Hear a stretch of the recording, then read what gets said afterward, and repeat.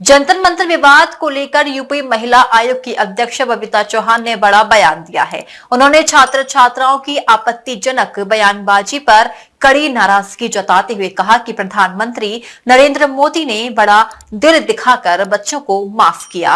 बबीता चौहान ने इस तरह की भाषा को भारतीय संस्कारों और संस्कृति के खिलाफ बताते हुए युवाओं को मर्यादित भाषा का प्रयोग करने की नसीहत दी। अब सुनिए क्या कहा राज्य महिला आयोग की अध्यक्ष बबीता चौहान ने। जंतर मंतर विवाद को लेकर उत्तर प्रदेश राज्य महिला आयोग की अध्यक्षा बबीता चौहान ने बड़ा बयान दिया है। आगरा पहुंची बबीता चौहान ने छात्र छात्राओं की कथित आपत्तिजनक बयानबाजी पर कड़ी नाराजगी जताते हुए कहा कि सार्वजनिक मंचों पर इस तरह की भाषा का प्रयोग करना भारतीय संस्कारों और संस्कृति के अनुरूप नहीं है। उन्होंने कहा कि युवाओं को अपनी भाषा और मर्यादा का विशेष ध्यान रखना चाहिए और किसी भी विरोध प्रदर्शन में गरिमा बनाए रखना आवश्यक है। बबीता चौहान ने प्रधानमंत्री नरेंद्र मोदी का उल्लेख करते हुए कहा कि उन्होंने बड़ा दिल दिखाते हुए बच्चों को माफ किया है। उनके अनुसार यदि प्रधानमंत्री चाहते तो इस मामले का असर बच्चों के भविष्य पर पड़ सकता था, लेकिन उन्होंने उदारता का परिचय दिया। महिला आयोग अध्यक्षा ने कहा कि बच्चों को अपने संस्कार नहीं भूलने चाहिए और अभिव्यक्ति की स्वतंत्रता का प्रयोग जिम्मेदारी के साथ करना चाहिए। उन्होंने कहा कि छात्र छात्राएं देश के भविष्य हैं, इसलिए उन्हें ऐसे शब्दों और व्यवहार से बचना चाहिए जो समाज में गलत संदेश दें। बबीता चौहान ने अभिभावकों और शिक्षकों से भी बच्चों को मर्यादित भाषा और सामाजिक मूल्यों के प्रति जागरूक करने की अपील की।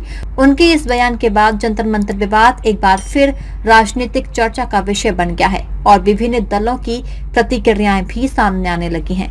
महिला आयोग की अध्यक्षा के बयान के बाद यह मामला फिर सुर्खियों में आ गया है। देखिए, मैं आपको बताना चाहूंगी कि जितनी अभद्रता का प्रयोग वहाँ हुआ, इसकी कल्पना भी नहीं की जा सकती है। इतने छोटे बच्चे और इतनी गंदी भाषा का प्रयोग कर सकते हैं, क्योंकि मैं फिर कहती हूँ कि ये बच्चों के हमारे भारत के संस्कार नहीं है, ये हमारी संस्कृति नहीं है। ये हमारे घरों में कोई माँ बाप नहीं कह सकते बच्चों से।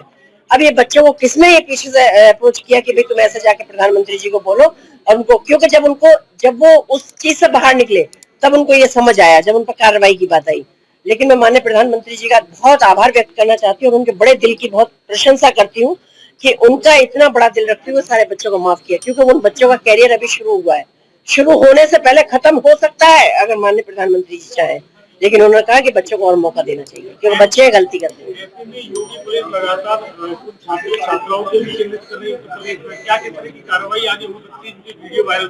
नहीं, मुझे लगता है कि अगर इस तरह के छात्र तो उनको चिन्हित कर ही देना चाहिए। अरे छात्रों को चिन्हित करना नहीं है, ये देश के भविष्य को सुधारने की राह फैलाने का है। छात्रों से किसी का कोई इंटेंशन नहीं है, न माननीय प्रधानमंत्री जी का, न माननीय मुख्यमंत्री जी का है, जिसको हम अपना देश का भविष्य मानते हैं, जिसको अपने देश की नींव मानते हैं। अगर वो इस रास्ते पे जाएंगे तो इमारतों की क्या कल्पना करेंगे हम? सिर्फ सुधारने का एक वो है कि ये न इस तरह की वो करें। कल प्राची साध्वी आई थी, उन्होंने एक बयान दिया कि इन जो युवतियां थी उनके चेहरे पहचान लो, फोटो सेव कर लो, कहीं वो आपके घर की बहू ना बन जाए। इस बयान को किस तरह से देखिए, वो उनका सोचने का तरीका होगा, पर मैं तो प्रधानमंत्री जी से सहमत हूँ कि उन्होंने सोचा कि किस वजह से उन्होंने इतनी गंदी भाषा का प्रयोग किया, क्योंकि मुझे लगता है कि ऐसी भाषा कोई कैसे बोल सकता है, तो कैसे अप्रोच उनको किया, किसने किया, कैसे बोला वो। पर मैं कहूंगी कि प्रधानमंत्री जी ने माफ किया तो एक बार उनको माफी दे देना चाहिए और उन्हें आगे बढ़ने का मौका मिलना चाहिए। डीजी महाराजा न्यूज के लिए हरेंद्र पचौरी की रिपोर्ट।